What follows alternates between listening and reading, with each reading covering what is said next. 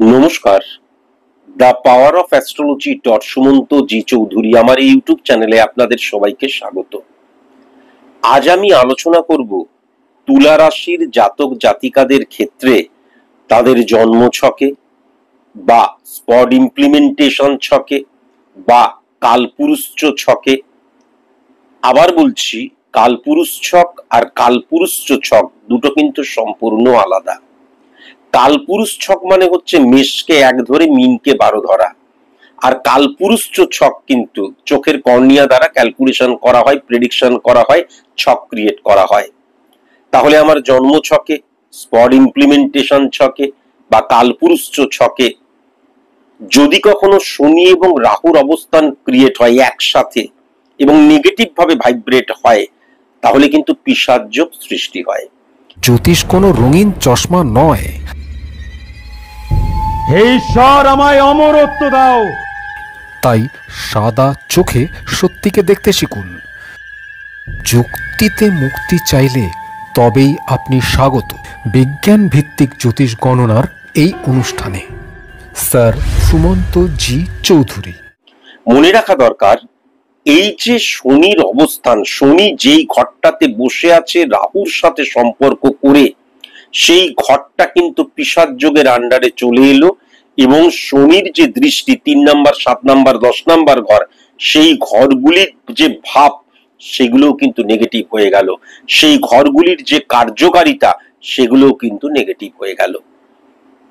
তাহলে যদি আমি তুলা রাশির নিরিখে আমি সার্বিকভাবে আলোচনা করছি, সেহেতু আমি ধরে নিচ্ছি যে আমার শনি এবং রাহুর অবস্থান মকরের ঘরে রয়েছে, আমি জাস্ট ধরে নিচ্ছি আলোচনা সাপেক্ষে। তাহলে তুলা রাশি নিরিখে 1 2 3 4 4 নাম্বার ঘরে কিন্তু পিশাচ যোগ সৃষ্টি হলো। তাহলে 4 নাম্বার ঘরের যে পজিটিভ ইনফ্লুয়েন্স, 4 নাম্বার ঘর দ্বারা আমরা সফলতার জন্য কতটুকু প্রস্তুত হচ্ছি, কেননা success is the maximum utilisation of ability that you have.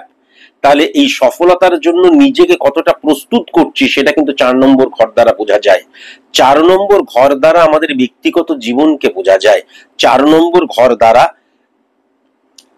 আমরা কতটা জৈবিক সুখ পাবো, আমরা জীবনে কতটা আনন্দ পাবো সেটাও কিন্তু বোঝা যায়। 4 নাম্বার ঘর দ্বারা আমার সাথে জনগণের কানেকশন কেমন থাকবে সেটাও কিন্তু বোঝা যায়। তাহলে যখনই 4 নাম্বার ঘরে নেগেটিভ শনি এবং রাহুর অবস্থান পিশাচ যোগ সৃষ্টি করলো, এই যা যা কিছু বোঝা যাচ্ছে 4 নাম্বার ঘর দ্বারা এবং যে পজিটিভ ইনফ্লুয়েন্সটা পাওয়ার কথা, পুরোটাই কিন্তু আমরা নেগেটিভ ইনফ্লুয়েন্স বা নেগেটিভ কার্যকারিতা কিন্তু সেখানে সৃষ্টি হবে। যখন 4 নাম্বার ঘরে শনি এবং রাহুর অবস্থান ক্রিয়েট হলো, তার মানে সফল হওয়ার জন্য আমি নিজেকে উপযুক্তই করছি না। জীবনে বৈভব বা জৈবিক সুখ পাওয়ার জন্য যে লড়াই, সংঘর্ষ এবং যে সফলতার প্রয়োজন সেটা আমার জীবনে হচ্ছে না। আমি আমার জীবনে আনন্দ পাচ্ছি না। কেমন আমার সাথে কিন্তু জনগণের, সাধারণ মানুষের কানেকশনটা পজিটিভ নেই। বুঝতে পারলাম? তাহলে 4 নাম্বার ঘর কিন্তু নেগেটিভ হয়ে গেল। এবার এই যে পিশাচ যোগটা 4 নাম্বার ঘরে ক্রিয়েট হলো, তাহলে 4 নাম্বার ঘর থেকে শনির যে দৃষ্টি 3rd house, 7th house, 10th house, তাহলে সেইগুলোতেও কিন্তু পিশাচ যোগ সৃষ্টি হলো। তাহলে 4 নাম্বার ঘর শনি যদি অবস্থান করে, তাহলে 6 নাম্বার ঘরটা কিন্তু 3 নাম্বার ঘর হচ্ছে শনি সাপেক্ষে। তাহলে 6 নাম্বার ঘর দ্বারা আমরা প্রাত্যহিক জীবনকে বুঝি। 6 নাম্বার ঘর দ্বারা আমরা আমাদের গুরু পাওয়াকে বুঝি সদর্থক অর্থে। 6 নাম্বার ঘর দ্বারা আমরা আমাদের গুপ্ত শত্রুতাকে বুঝি। 6 নাম্বার ঘর দ্বারা আমরা ঋণকে বুঝি। 6 নাম্বার ঘর দ্বারা আমরা রোগকে বুঝি। 6 নাম্বার ঘর দ্বারা আমরা প্রাত্যহিক জীবনকে বুঝি।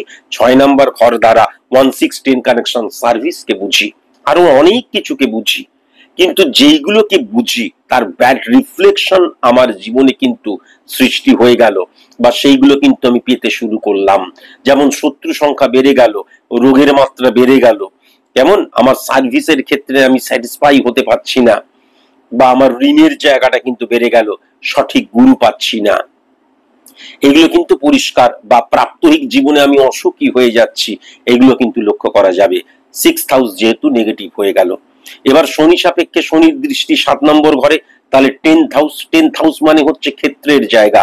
1-6-10 কানেকশন সার্ভিস ক্ষেত্র, 1-7-10 কানেকশন বিজনেস ক্ষেত্র, যদি আমি 4-10 কানেকশন বলি তাহলে ব্যক্তিগত জীবনের ক্ষেত্র, 1-9-10 কানেকশন উচ্চশিক্ষার ক্ষেত্র। তাহলে এই ক্ষেত্র মূল যে পয়েন্টটা, যে জয়েন্টটা, সেটাই কিন্তু নেগেটিভ হয়ে গেল। তাহলে কিন্তু কোনো ক্ষেত্রেই আমি সফল হতে পারবো না, কি উচ্চশিক্ষার ক্ষেত্রে, কি সার্ভিসের ক্ষেত্রে, কি বিজনেসের ক্ষেত্রে, কি আমার ব্যক্তিগত জীবনের ক্ষেত্রে। কেননা ক্ষেত্রের জায়গাটাই কিন্তু নেগেটিভ হয়ে গেল, 10th হাউস যখন নেগেটিভ হয়ে গেল। আবার সবচেয়ে বড় কথা হচ্ছে, তাহলে 10th হাউস কোনটা হচ্ছে? শনির নিরিখে 1 নম্বর ঘর। তাহলে 1 নম্বর ঘর মানে ভিত, স্থাপত্য, পরিকাঠামো, যার উপর আমি গঠিত হচ্ছি, আমার গঠন, তাহলে সেটাই কিন্তু নেগেটিভ হয়ে গেল।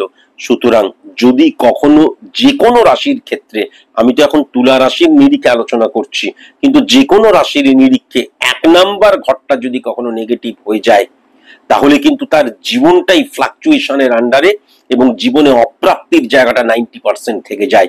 হাজারো কর্ম করলেও কিন্তু কখনো সেই জায়গাটা কিন্তু রিকভার করা যাবে না। বিকজ আমাদের যে অ্যাস্ট্রোলজিক্যাল যে গ্রহ নক্ষত্রের কথা বলা হয়, সেটা কখনো আকাশে বিচরণ করে না, রিপ্রেজেন্ট করে আমাদের হরমোনকে। তাহলে সেই নেগেটিভিটিটাকে ইমিডিয়েট অফ করা প্রয়োজন।